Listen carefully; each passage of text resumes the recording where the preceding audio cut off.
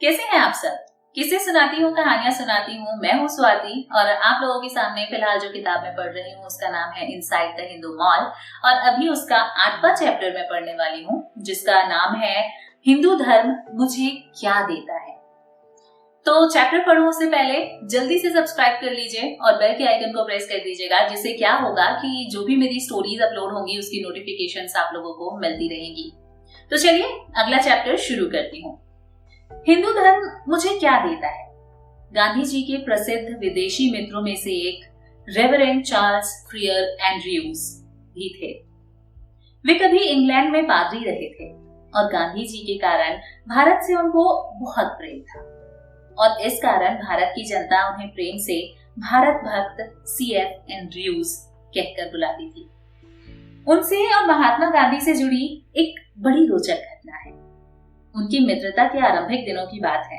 Andrews और गांधी जी में धर्म को लेकर अक्सर वार्तालाप होती रहती थी। एंड्रयूज उन्हें ईसाई धर्म और ईसा मसीह की शिक्षाओं के बारे में समझाते, तो बदले में गांधी हाँ आप सत्य कहते हैं कहते हुए उनकी बातों से सहमति जताते।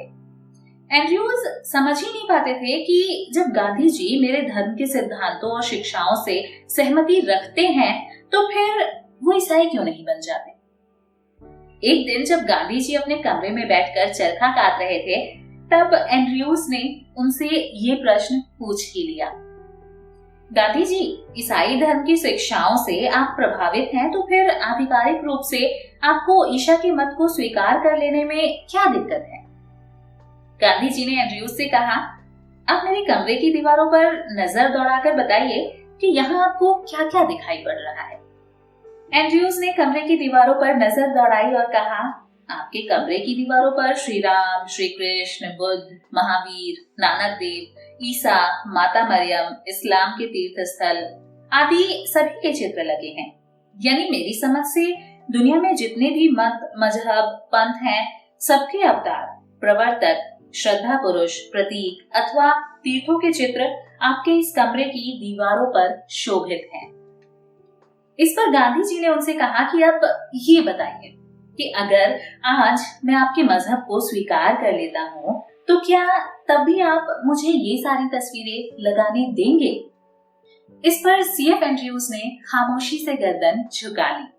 गांधी जी ने पुनः पूछा, बताइए आपका मजहब स्वीकार कर लेने के बाद क्या ये सब तस्वीर इन दीवारों पर इसी तरह शोभित हो सकेगी। CF एंड्रयूज ने सिर झुकाकर उत्तर दिया, नहीं मिस्टर गांधी, तब आपको ईसा मसीह और माता मरियम को छोड़कर बाकी सबकी तस्वीरें अपने कमरे से हटानी पड़ेंगी।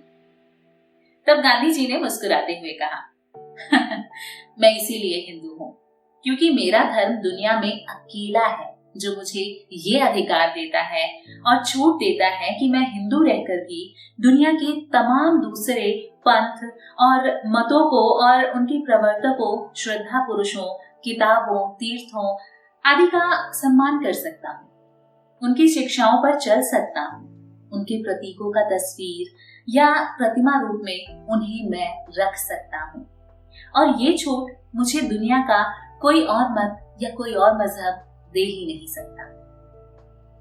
इस बात को गांधी जी ने बार बार लिखा और बोला भी है। 2 मई 1933 को यरवदा जेल से पंडित नेहरू को उन्होंने एक पत्र लिखा था। इस पत्र में वो लिखते हैं, मैं धर्म नहीं छोड़ सकता और इसलिए हिंदुत्व छोड़ना असंभव है।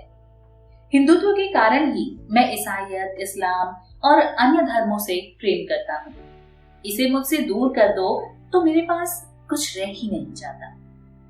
इस लेख का जो प्रश्नवाचक शीर्षक है, एक हिंदू के नाते मैं तो उसके अनगिनत उत्तर दे सकता हूँ, जिसमें एक ये भी है कि मेरा धर्म मुझे चयन करने का अधिकार देता है। मेरा धर्म मुझसे कहता है कि दुनिया के हर एक मत, मजहब, पंथ ईश्वर की किसी न किसी योजना के प्रतिफल में ही जन्मे हैं, जिसे विधाता ने विभिन्न उपासकों, काल और देशों को ध्यान में रखकर विभिन्न लोगों के लिए बनाया है। और अपने धर्म के आराध्यों के सम्मान का अर्थ ये नहीं है कि हम किसी और मत पंथ के श्रद्धा पुरुषों का अपमान करें। इसीलिए जब एक हिंदू के रूप में मैं कभी किसी बौद्ध गुफा में जाता हूँ, चर्च जाता हूँ अथवा दरगाहों पर जाता हूँ या फिर गुरुद्वारे में शीश नवाता हूँ, तो मेरा धर्म खतरे में नहीं आता। मेरे धर्म के मानने वालों में से कोई शंकित नहीं होता कि मैं हिंदू धर्म का रास्ता छोड़ रहा हूँ, और ना ही कोई धर्मादेश आता है कि चूंकि तू दूसरे मजहब की उपासना स्थली से होकर आया है तो भैया अब तो हिंदू रहा नहीं। परस्पर विरोधाभासों को लेकर चलने और जीने का हौसला दूसरा वरदान है जो मुझे मेरे धर्म ने दिया है।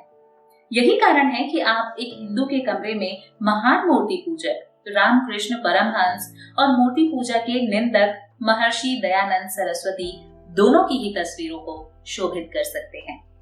एक ही परिवार के अंदर संभव है कि आपको शैव, वैष्णव और शाक्त तीनों मतों को मानने वाले मिल जाएं, या फिर ये भी संभव है कि इनमें से कोई नास्तिक भी हो, लेकिन सबको हिंदू ही कहा जाता है और हिंदू ही माना जाता है। परिवार के बड़े लड़के को सिख बनाने की परंपरा तो लंबे समय तक आम रही है। एक ही घर में संभव है कि आपको एक भाई ऐसा मिल जाए जो ईश्वर के साकार रूप को मानता है, तो वहीं दूसरा भाई उसके निराकार रूप को। ये भी संभव है कि उनमें से एक पत्थर को ईश्वर रूप में पूजने वाला निकल आए, तो दूसरा ये मानने वाला कि परमेश्वर पत्थरों में नहीं समा सकते। किसी एक घर में ये भी हो सकता है कि एक भाई ये मानता है कि श्री राम भगवान विष्णु के अवतार थे, तो दूसरा ये मानता है कि वो केवल एक महामानव थे। और आश्चर्यजनक रूप में आपको उसी परिवार में एक ये मानने वाला भी मिल जाता है कि श्री राम एक काल्पनिक चरित्र हैं। मगर हिंदू धर्म सबको अपने अंदर ही मानती है, और इसीलिए हमारे यहाँ ये बातें कभी भी झगड़े का आधार ना तो बनी है और ना ही कभी बन सकती है।